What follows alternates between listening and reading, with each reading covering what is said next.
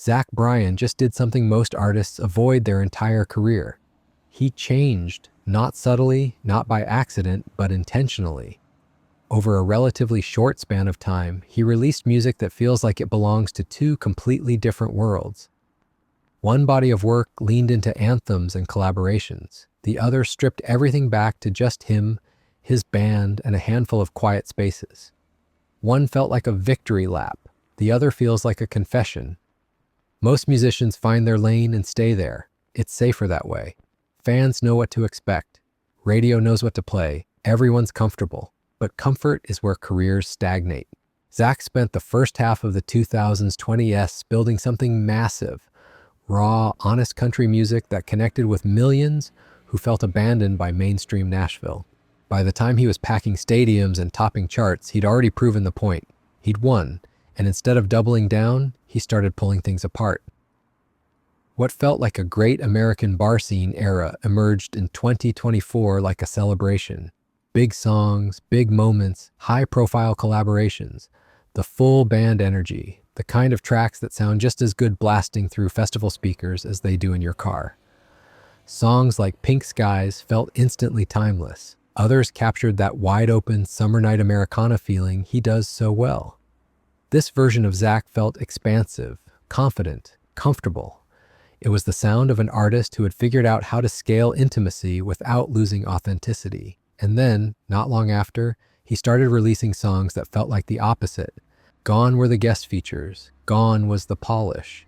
What remained was Zach, his band, and a quieter, more inward-looking atmosphere. The opening moment isn't even a song, it's a spoken piece, downstream, built around images of water, fire, and memory. No hooks, no chorus, just observation. If the earlier releases felt designed for the world, these felt designed for himself. And that's exactly what makes them fascinating. Listen to how different these two modes actually sound. The more expansive songs carry a professional studio sheen. Every instrument sits exactly where it should. The drums punch, the guitars shimmer. It's the sound of an artist who knows how to make records that translate everywhere. On radio, on playlists, in arenas. Tracks like Motorcycles and Mama Had show how personal songwriting can still feel universally accessible. He'd mastered that balance. The stripped-down songs feel like they were captured, not constructed. Whether they were recorded in living rooms or makeshift setups almost doesn't matter. You can hear the room. Instruments bleed into each other. His voice sits uncomfortably close in the mix. Breath, hesitation, imperfections left intact. It's the opposite of streaming optimized. It's confrontational in its intimacy. The subject matter shifts too. The bigger, more polished songs still carry weight, addiction, loss, reflection. But there's also joy, friendship, movement, light breaking through. There are peaks and valleys. The quieter material lives almost entirely in acceptance and reflection. Even moments that sound lighter carry the gravity of someone who's been changed by what they've lived through. Take Skin as an example. The imagery is visceral, removing old tattoos, physically separating yourself from the past. It's not metaphorical distance, it's erasure. Compare that to I Remember Everything, which wrestles with similar themes of love and loss, but presents them in a beautifully structured, accessible duet.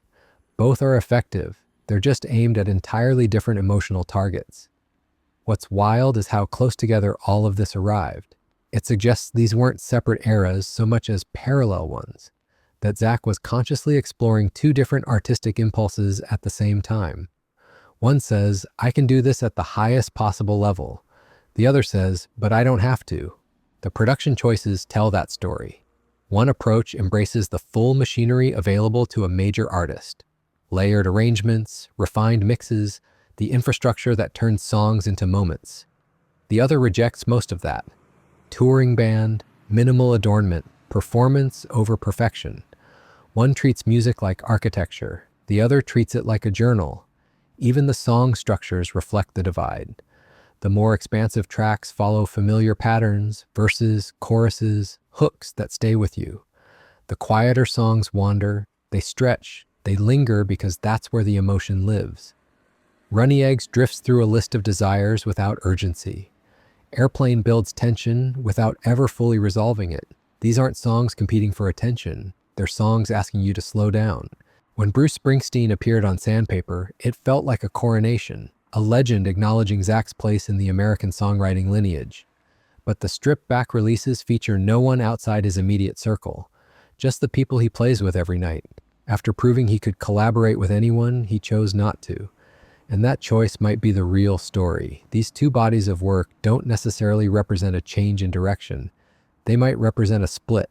What if Zach's figured out he doesn't need to choose?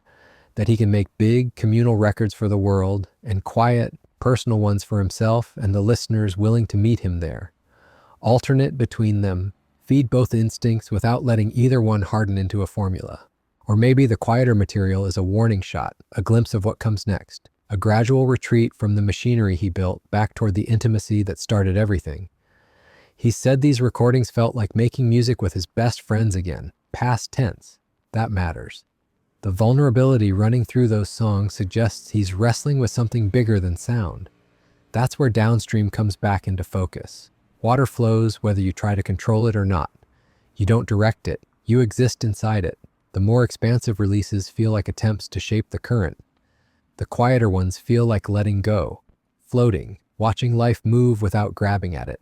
That difference explains the process too. One approach feels meticulous, layered, revised.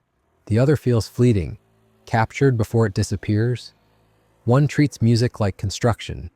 The other treats it like documentation.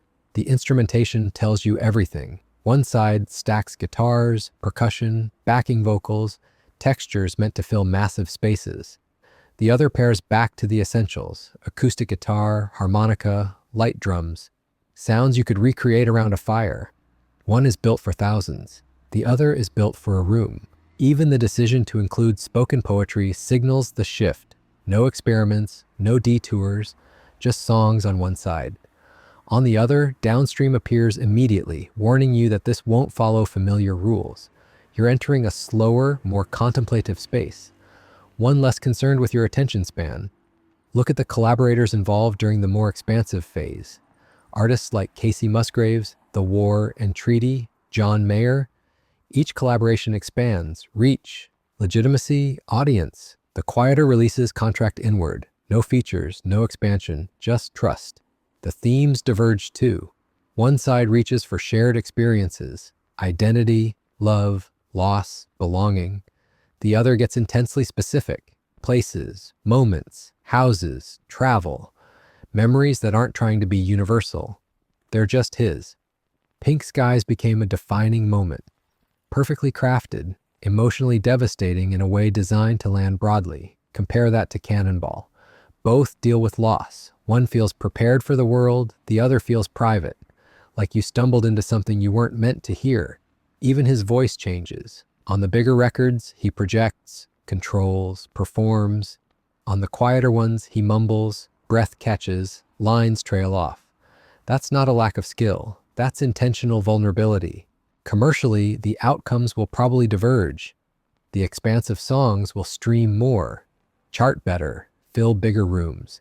The quieter material will likely become the cult favorite, the one core fans point to as the truest version.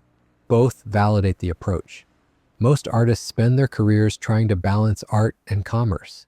Zach sidestepped the problem entirely by addressing each side separately. Why compromise when you can do both? But tension remains. You can't sustain two identities forever without friction. Eventually something gives. If the quieter work resonates more deeply with him, will he keep returning to the big moments? If the bigger releases keep winning commercially, will repetition become unavoidable? Even the titles feel symbolic. One places him among people, bars, noise, ground level. The other places heaven above him, not chased, not reached, just present. Two perspectives on where he exists in the world. It mirrors his life before music too. Publicly, he lived within structure and obligation. Privately, he was writing songs, processing, building something else. Now the pattern repeats. Public Zach makes big statements. Private Zach records quietly with his band. The question isn't which one is real. They both are. The question is which one he'll prioritize as the years go on. The industry will always push toward the bigger sound. That's how legends are built. The quieter songs sound like someone who no longer needs to prove anything. If he keeps alternating, he might pull off something rare.